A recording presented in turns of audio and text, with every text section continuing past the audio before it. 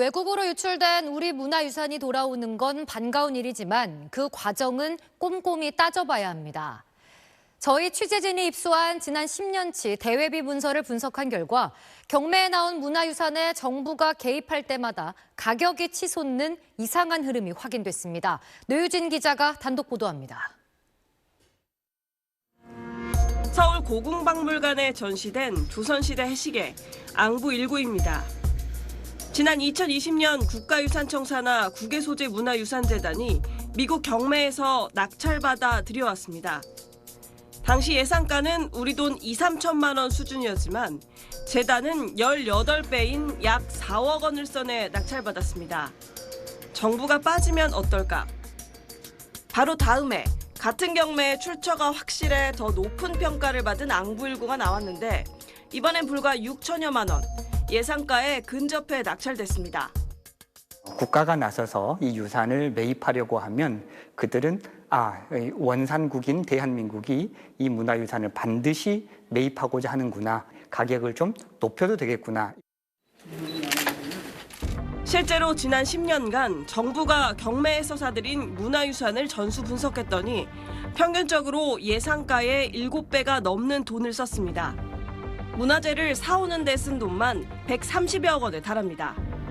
강로초상은 31배, 덕원공주 동제인장은 9.5배, 팔복병풍 호렵도는 7.5배나 비쌌습니다.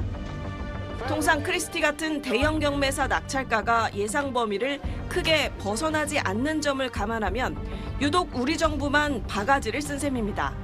재단 측은 환수를 위해 어쩔 수 없다고 해명합니다. 재단이 가격을 올린다? 그거는 사실 사실과는 좀 다르고 그 재단이 꼭 필요한 유물에 대해서 환수할 수밖에 없고.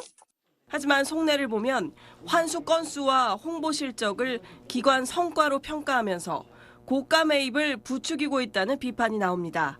이거는 낭비 수준이 아니에요. 공공기금을 목표를 위해서 쓴 거죠. 그거는 뭐냐면 저는 실적 채우기. 이렇게 정부가 시장 가격보다 비싸게 사들이는 문제를 넘어 더 근본적인 의문이 남습니다. 불법으로 약탈당한 문화재를 왜 돈을 주고 되찾아야 할까요? 그렇다면 다른 나라는 어떻게 대처하고 있는지 이어서 짚어보겠습니다. 조선시대 왕의 초상화를 모시고 제사를 지내던 경복궁 선원전의 편액.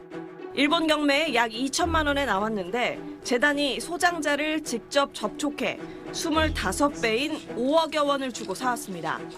재단이 관심을 보이자 소장자가 가격을 한껏 올린 겁니다. 우리가 만약 갖다 줘도 1억 안에 가지고 올 건데 몇 배로 준 거잖아요. 재단에서 들어오는 게 무조건 최고가 끊으니까. 내고도 장난을 하는 거야.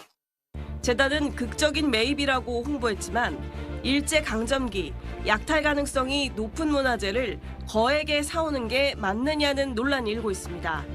문화재를 약탈당한 다른 나라들은 접근법이 다릅니다. 지난 2009년 프랑스 경매에 약탈 문화재인 청동상이 나오자 중국은 민관이 협력해 전방위 압박에 나섰습니다. 정부는 항의 성명을, 민간단체는 반환 소송을 냈고 수집상은 낙찰받은 뒤 대금 지급을 거부해 경매를 무산시켰습니다. 那么我们还要一直奋斗下去，一直要奋争下去，直到恢复事实的公平和正义。 국제적 논란으로 번지자 소유자는 결국 유무를 기증했고 이후 중국은 약탈품 경매 매입 금지 원칙을 세웠습니다. 42년째 영국이 가져간 파르테논 신전 조각 반환을 요구 중인 그리스 역시 매입 계획은 없습니다. 장기적인 관점으로 봐야 결국 이 문제를 해결할 수가 있고 모든 걸 다 사올 수는 없잖아요. 외교적으로 인적 네트워크를 통해서 계속 얘기를 하고 상대를 설득하고. 정부가 직접 지갑을 열어 가격을 올리기보다 외교적 노력과 민간 협력을 통해 기증이나 기탁을 유도하는 방향으로 환수 전략 수정이 필요하다는 지적입니다. SBS 노유진입니다. 안녕하세요. SBS 주시은입니다. 오른쪽에 구독 버튼 보이시나요? 더 많은 뉴스와 라이브 이벤트 궁금하시다면 이 구독 버튼 눌러주시고요. 항상 저희 SBS 뉴스 시청해 주셔서 고맙습니다.